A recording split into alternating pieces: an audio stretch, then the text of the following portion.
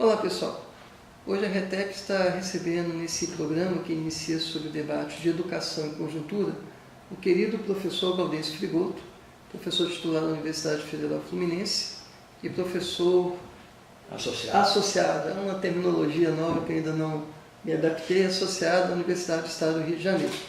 É um prazer estar aqui com uma das figuras públicas mais reverenciadas da educação no nosso país e que tem tido há mais de 40 anos um compromisso militante na defesa de uma educação pública de qualidade, democrática e que possa estar a serviço dos interesses da população brasileira.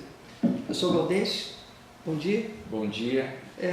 Gostaria que o senhor procurasse contextualizar o cenário conjuntural atual do país, principalmente após o impeachment da ex-presidente Dilma, com o contexto da educação pública, frente ao conjunto de medidas e ações que vêm sendo tomadas pelo atual governo e que atingem diretamente a qualidade do ensino e até mesmo a possibilidade da educação pública continuar exercendo sua função social. Fábio, primeiro eu quero agradecer a oportunidade e parabenizar todos aqueles que trabalham na rede tecnológica de extensão popular. A tecnologia, diz o Botomori, quando utilizada como valor de uso para estender direitos, qualidade de vida, é extensão de membros e sentidos humanos. E eu fico muito feliz poder dialogar com um grupo de pessoas que usam a tecnologia para alargar a vida, alargar os direitos, enfim, alargar aquilo que o ser humano busca, saúde, felicidade, etc. E de fato, nós vivemos um momento que isso está em suspenso, no país e de um modo geral também no mundo, mas no país de forma emblemática. Fazer uma análise do tempo presente sempre implica vinculá-lo com o que o produziu. E eu sempre cito, quando faço essa relação entre a conjuntura que nós vivemos e o que é mais permanente em nossa sociedade, uma crônica de Veríssimo que ele diz que está no DNA da classe dominante em todos os setores da sociedade. Até nas igrejas, às vezes, tem classe dominante, nas universidades, mas, sobretudo, o núcleo do capital, o núcleo do parlamento, o núcleo jurídico, está no DNA da classe dominante fazer um golpe, seja com as armas ou sem elas, toda vez que há a possibilidade de uma grande massa da sociedade ascender a direitos de educação, saúde e cultura. E nós vivemos, portanto, mais um golpe desse DNA, um golpe duro, porque feito com a farsa da legalidade. E isto nos coloca numa situação mais difícil, digamos, de destrinchar e de ver o que está por trás. E, na verdade, essas reformas têm duas linhas muito nítidas.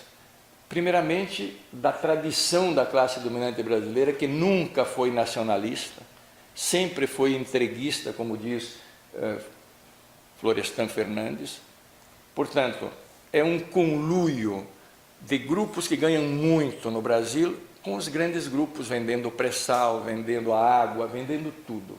Isto é, o Brasil, o patrimônio do povo brasileiro está sendo vendido ao capital mundo com grandes ganhos de predadores da nação no Brasil. Essa é uma primeira linha. E para isto tem que atacar o quê? Atacar o fundo público e o pensamento social crítico.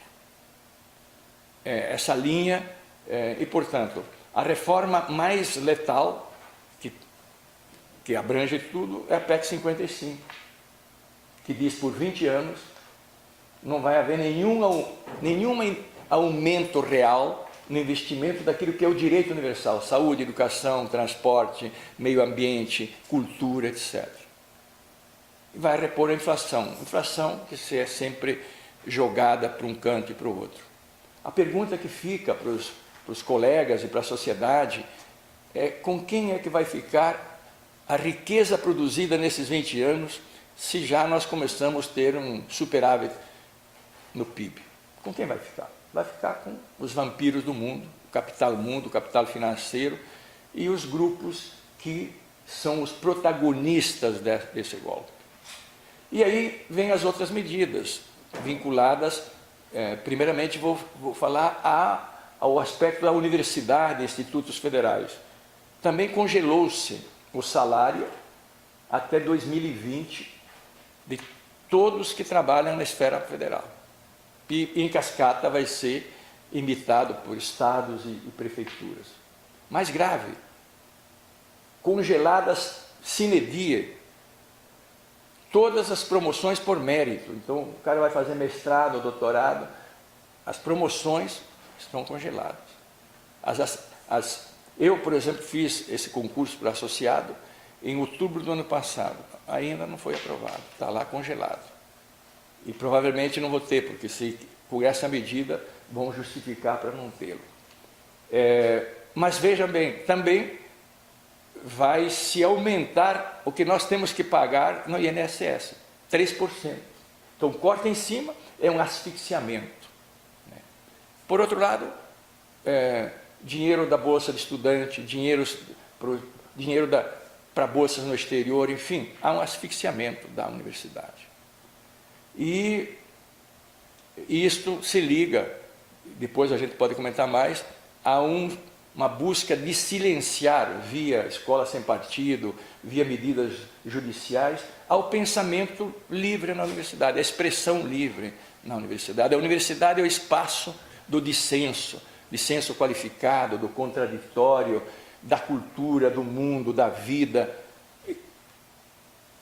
Congela uma coisa para existir o pensamento único. Então, essa é a medida mais grave. A segunda medida que afeta a vida e afeta a vida de todos é a reforma da Previdência, que também é outra farsa.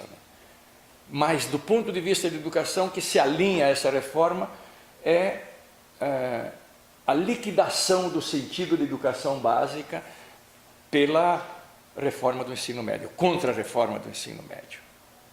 Nós voltamos, como dizia ontem na minha fala lá no Instituto Federal, ao que pior existiu na nossa história, que era a não equivalência até os anos 50. O menino entrava no ginásio, ele tinha que ir para o agrícola, ou para o industrial, ou para o serviço. Então ele já definia ali onde ele não podia definir. Houve as leis de equivalência, foi importante isso, quer dizer, qualquer carreira que você fizesse, você poderia ir em qualquer carreira na universidade. Nós voltamos a isso com os itinerários.